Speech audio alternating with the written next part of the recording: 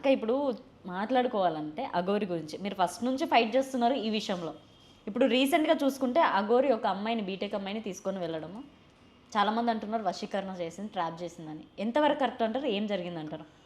వశీకరణ అంటే ఏదన్నా మందు పెట్టి అమ్మాయిని మార్చుండొచ్చు. నేను ఎప్పటికీ చెప్తున్నా వశీకరణ అసలు అఘోర వ్యక్తి, అఘోర అని మాట్లాడకూడదు.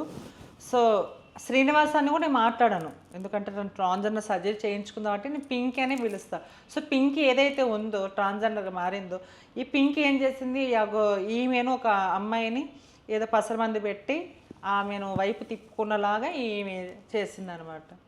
అది జరిగింది. ఓకే, ఇప్పుడు అఘోరి నుంచి అమ్మాయిని వాళ్ళ కుటుంబ సభ్యులు తీసుకొని వచ్చారు బందీగా, కానీ ఆ అమ్మాయి ఇంకా అఘోరియే కావాలని ఏడుస్తుంది. అంటే ఎంత మైండ్ ట్రిగర్ అయి ఉండొచ్చు. అంటే తల్లిదండ్రులని కాదనుకొని ఏ ప్రేమ గొప్పది కాదు. అవును, ఎంత ట్రాప్ చేసినా ఏదైనా కూడా నీకు ఒక టైం కాకపోతే ఒక టైంలోనైనా తెలుస్తుందేమో. ఆమె అఘోరితో ఇన్ని అంటే 2 వీక్స్ 3 వీక్స్ అవుతుంది, ఇప్పుడు బయటపడ్డా కూడా అఘోరి కోసమే వెళ్దామని చూస్తుంది. ఎందుకు అసలు ఎంత కనెక్షన్ ఎలా వస్తుంది? అంటే ఇక్కడ మందు పెట్టింది కాక మాయ మాటలు చెప్పి ఫోన్లో ఆశలు చూపించి, డబ్బు ఆశ చూపించి, గోల్డ్ చైను.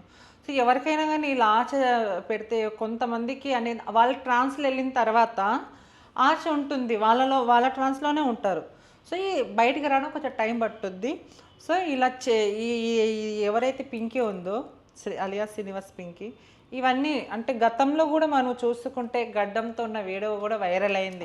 రే సీరుగా ఫస్ట్ దిగరా, అప్పుడు కూడా వీళ్ళ ఎవరైతే అమ్మాయి ఉందో వాళ్ళ అన్నోళ్ళు చెప్పింది, ఎక్కడో అనకాపల్లిలో ఎక్కడో ఇట్లనే చేస్తే చెట్టు కట్టేసి కొట్టారు, అప్పుడు ఇంకా ఆపరేషన్ కాలేదు, మళ్ళీ పోయి 3 సంవత్సరాల తర్వాత ఆపరేషన్ చేయించుకొని వచ్చాడు అనే మాటలు కూడా మనకు వినపడుతున్నాయి. ఏదైనా కానీ సో ఇలా చేయడం తప్పు. ముఖ్యంగా మీడియా వాళ్ళకి కానీ రాజకీయాల వాళ్ళకి కానీ చాలా ఒక క్వశ్చన్ అడుగుతున్నా. సో మన భారతదేశంలో ఎన్ని సమస్యలు ఉండవు, ఇది ఒక పెద్ద సమస్య అని చెప్పండి. అఘోర తగ్గింది, అఘోర తుమ్మింది, అఘోర అక్కడ వెళ్ళింది, ఏం చేసింది? సో ఓకే, ఆమెకు ఫోకస్ చేస్తున్నారు, ఆమెను హైలైట్ చేస్తున్నారు, ఏం చేసినాను చూస్తే ఎక్కడ పోయినా కానీ కొట్టడాలు, తిట్టడాలు. పోలీసులు అయితే గినా నిజంగా చెప్తున్నా అన్నీ బూత్ మాటలు ఎవరైనా మాట్లాడతారా అమ్మ చెప్పండి? నా పువ్వు మీద మీరు ఆత్మతో సమానం, నా సాధన వచ్చి నాకు, ఇవన్నీ ఇట్లా మాట్లాడతారు చెప్పండి? అఘోరాలు ఎక్కడైనా కానీ ఎవరినైనా చూస్తే చాకు తీయడము, ఇవి చేయడము.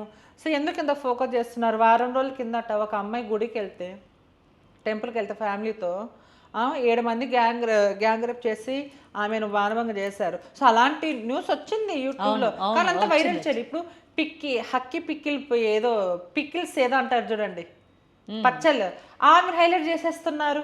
సో సమాజంలో రోజుకొక ఆడపిల్ల హత్యాచారం జరుగుతుంది, చాలా మానభంగాలు జరుగుతున్నాయి, మర్డర్లు జరుగుతున్నాయి, ఎన్నెన్నో సమస్యలు ఉన్నాయి మన దేశంలో. ఈ సమస్య అంతా పక్కన పెట్టి ఒక రోజులో 1 గంటలు చూపించేస్తారు ఏదైనా జరిగితే. మళ్ళీ ఈ అఘోరాని ఎందుకు ఇలా అఘోరా సనాతన ధర్మం పేరు అడ్డం పెట్టుకొని చెప్పుకొని ఎంతమంది దగ్గర డబ్బులు తీసుకుంటుంది, ఎంతమందిని మాయమాటలు చెప్తుంది, ఇంటర్వ్యూలో మిమ్మల్ని సర్వనాశనం చేస్తా, వశీకరణ చేస్తా. ఫస్ట్ ఇలాంటి వాళ్ళని మనము ఫస్ట్ జైల్లో పెట్టాలి. సో ఫేక్ అఘోర అని తెలిసిపోయింది. సో అసలైన ఇప్పుడు ఎలా అంటానంటే, ఉజ్జయినికి వెళ్ళా ఒక అఘోరి వేషంలో వేసుకుని డబ్బులు అడుక్కుంటున్నాడు. నేను అఘోరాన్ని నమ్మాలా లేకపోతే ఏంటి ఇదని నేను అనుకోవాలా? వృత్తి కోసం కొంతమంది వేషాలు వేసుకుంటారు, అదొక వేషంలో ఈ శ్రీనివాస్ వ్యక్తి కూడా వేషం అని నేను అనుకుంటున్నాను. ఓకే,